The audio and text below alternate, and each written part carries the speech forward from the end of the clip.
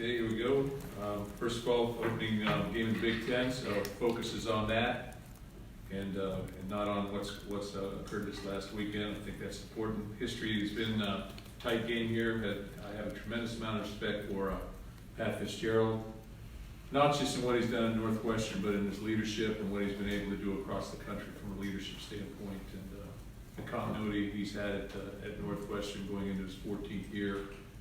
97 wins, I believe, and he's into his 14th year. So they've got continuity and has based a lot of their success on that as well. They are the defending West champions, so this will be a challenge for us. Offensively, when you look at him, Hunter Johnson's their quarterback, transfer from Clemson, younger player. I'm not sure whether Bowser will be playing or not. He's been out the Stanford game and missed last week, but we certainly have an opportunity. Good player Drake Anderson filled in, did a nice job this past week. Offensive line has 3 guys back. The receivers are very capable guys, big play guys. They spread the ball around to all those guys and play all 6 of them. 88's probably their top guys, Skunderdek, I believe. But defensively, Gaziano, 97, big defensive end. Patty Fisher, linebacker, sort of has those guys up. Mike Hankwitz is the defensive coordinator there and has been for a long time, and guy who had been at Purdue when I was a graduate assistant there, but a very meticulous guy, and they'll be prepared. Special teams, solid, and we'll get ready to play. So we're going to stay upbeat, we're going to stay focused on the task at hand, and I'll take some questions. Mark, over here, sorry. I know there's been some guys banged up on the offensive line, but this week we see 3 of those freshmen now on the depth chart, also Jacob down there as well.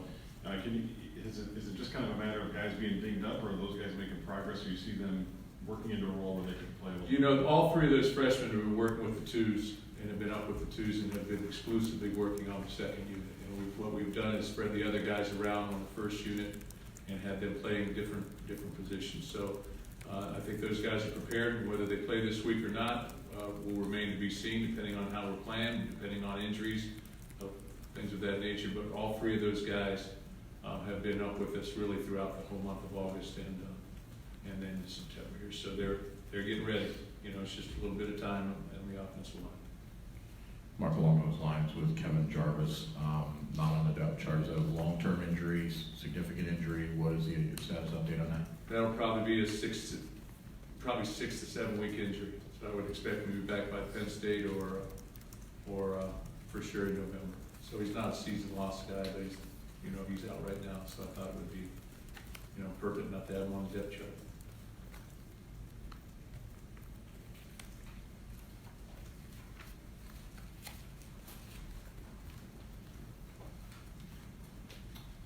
Mark, your penalties from 14 to 2 and then back to 10. Most penalized team in the league now. Why is that happening and how do you fix it? Well, I guess you'd have to look at each penalty and try and make that assumption as to what went down on that one. But without having a list of them right in front of me, we had 3, I believe, on special teams, 3 or 4 on special teams. We had 2 roughing the passers. We had 1 hands in the face, which I think is in question on defense. On offense, I believe we had a holding call that's in question. There's some in question, but you guys just play it out. But we got to fix that. We address it every single day. We have refs out there every single day. You got to play penalty free, put you behind the 8 ball. It also takes away some of the different plays that occurred on that were positive plays. So it's frustrating, yeah. For whatever reason, they've been able to win 3 in a row in this series against you guys and actually score some points. I think Pat was trying to explain it at media days. There's no magic to it, but how have they been able to have the edge in this series lately and actually success? Well, the quarterback played well in those games and execution. I would say execution. And then there's been some breakdowns. Obviously, anytime there's a play, there's a breakdown, and there's a team that executes and a team that has a breakdown, whether it's schematically or functionally or structurally or whatever it is.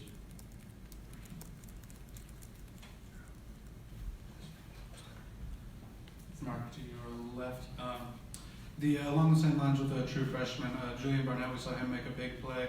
Where is he sort of at in his progression? Is he a guy you could see being used more as we move through the year here?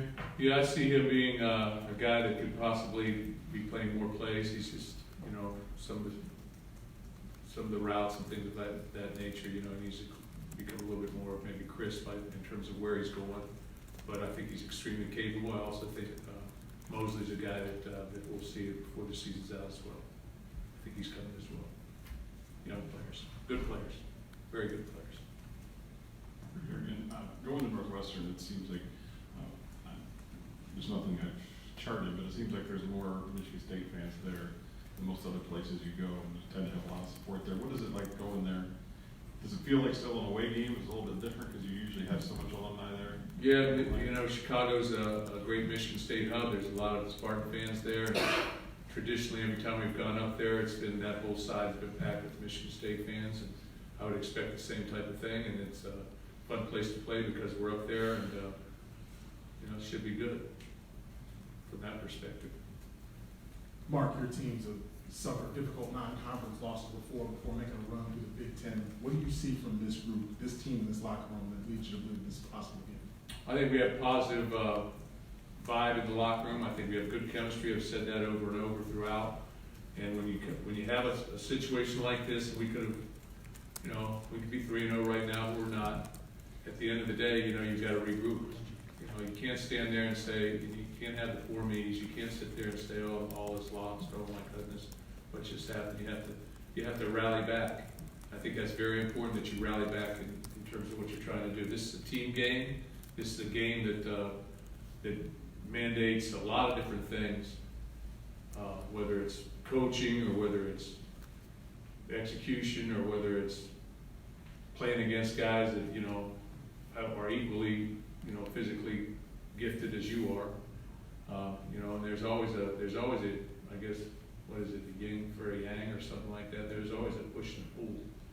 It goes back and forth all the time. So you got to have respect for the people that you're playing against, and you got to be able to play past that.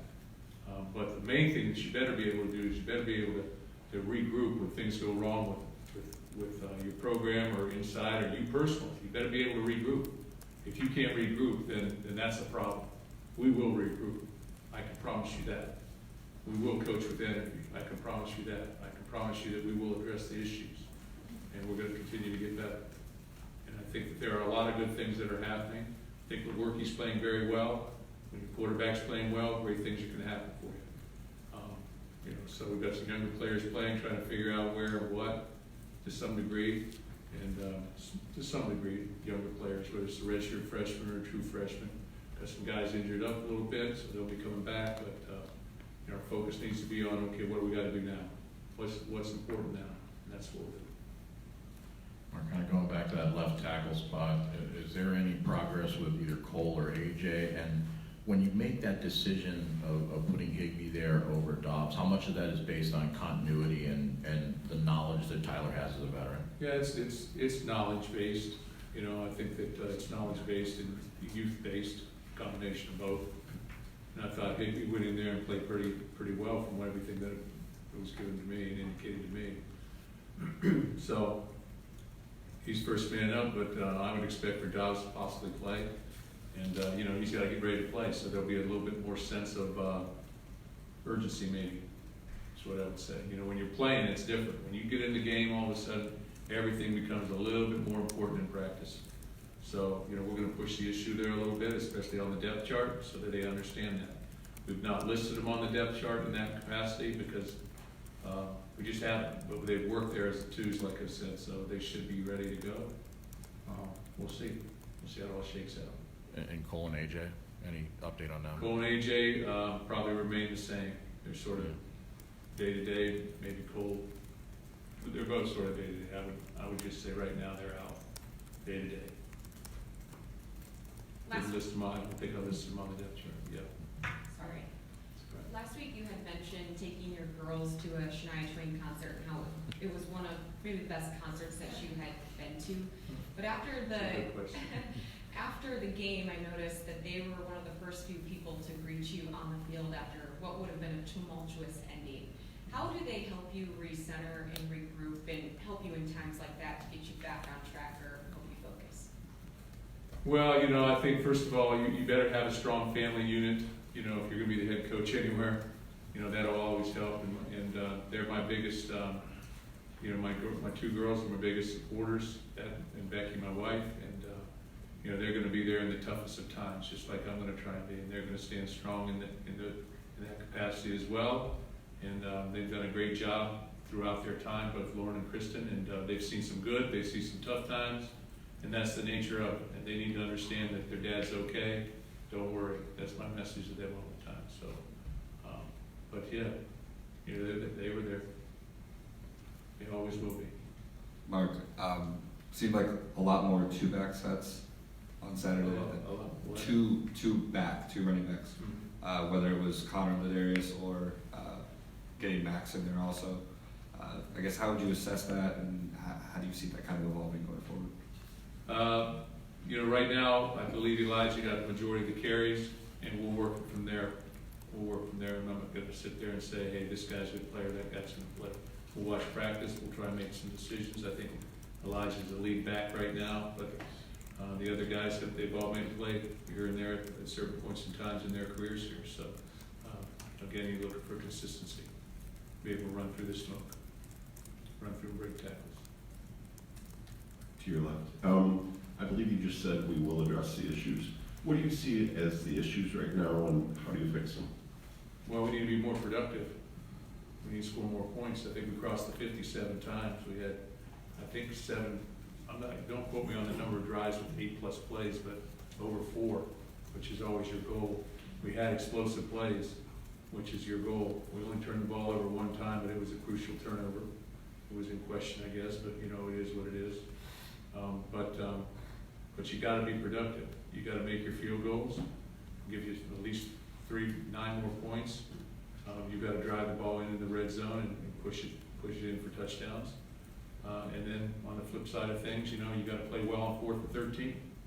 Get off the field on 4th and 13, and hey, we're just talking about 10-7. We won a national championship winning games 10-9, 14-10, 13-9. So it's all grouped together. Everything's grouped together. It's not one dimensional thing that says, oh, this is wrong completely. When people have an opportunity to make a play or coach for a play, including myself, and I hold myself ultimately responsible, okay, then you got to make a play. And credit number 5, he made a play. But there were some things on that particular play on 4th and 13 that could have been prevented. And, but the decision was made to play that particular defense at that particular time, right, wrong, or indifferent. Same thing could be said about the field goal. Same thing could be said about whether to take a shot at the end of the game. Believe me, I'm trying to do everything I can. I'm out there with a stopwatch every single pass play yesterday, timing every single pass play. But there's a lot of different things that could happen on those pass plays that would lend you to say, oh, you got sacked, or ball's caught in bounds. You're not going to get another playoff. So there's a lot going on there. But you're trying to prevent the things that can be prevented. But it's all inclusive. There is no one thing that you can say, well, that is ultimately the reason why we lost this football game. You can sit there and say we needed to score more points. That's sort of, I think that's elementary sort of. You got to score more than they score. But you could also make the case that, 4th and 13 on the 25, out of 10 times, how many are going to stop them with our defense? You can make that case too. So there's enough responsibility to go around, and we'll take responsibility for that, and I will take responsibility, but there's a lot of things to fix, and it's game to game. Just like there's a lot of things you can point towards and say, that was good, and that's game to game too. But you're just trying to coach it up, but the main thing that, I guess the main message that I have is, we're going to coach them up, and we're going to make sure that we coach with energy this week. We're going to make sure that everybody's all in with energy, and we're going to come to play. That's the first thing we have to do. I got 2 again, one at a time. When the Pac-12 issues a statement saying their officials erred on that last play, does that make you feel better or worse? Well, the Pac-12 issues a statement. If they said the game gets forfeited, maybe I'd feel better. Other than that, I really don't care. It's sort of after the fact. sort of after the fact. There's nothing I can do about that. I can't sit up here and go on and on about it, so I'm not going to. Everybody's got a job to do. I'm gonna do my job the best of my ability. They need to do their job the best of their ability and call it as they see it, so they issued an apology, but that doesn't, sort of in the wind. You outlined your respect for Pat. Somebody said recently that every time there's a coaches event, a Big Ten coaches, you and Pat somehow migrate together. What's the connection between you two other than respect? Anything? No, I think that in a lot of ways, we think similar. I think in terms, especially outside of the game, in terms of maybe administratively, within coaching, in terms of maybe rules and things like that. And he's got a lot of respect for him. He's very easy to talk to. He's done a great job leading. I think he leads with integrity. And, he's been a constant. And, there's something to that. When you've been a constant, you've gone through the tough times and you've gone through the good times. There's something to be able to do with that. I guess it's an admirable trait. Mark, over here to your left, you mentioned the offensive drives and some of them, 7, 8 plays. It's not like you're going 3 and out every time, but it seems like there's one thing on every different drive or whatever that. How do you widen your margin for error there? How do you pinpoint, with several different things that are going on, but it can't be maybe one play decides a drive or something? How do you get over that? Well, that's coaching and that's execution. And we're playing or performance based or whatever it is. But I'm here to tell you that we're not playing on air out there. We don't go out there and line up on air, which means there's nobody in front of you. You're playing against people who are prepared for your stuff too. So it's constant, whether we're on defense or on special teams or on offense. There is an opposition to what you're doing. And so you have to defeat the opposition. And there's a lot that goes into that because the opposing team has good players as well. And you have to be able to defeat them. So it's not perfect. What we have found is if you have explosive plays, that's your best way to score points long term. It's very difficult to have an 18-play drive where something doesn't happen that sets you back. So you got to have explosive plays, which we had.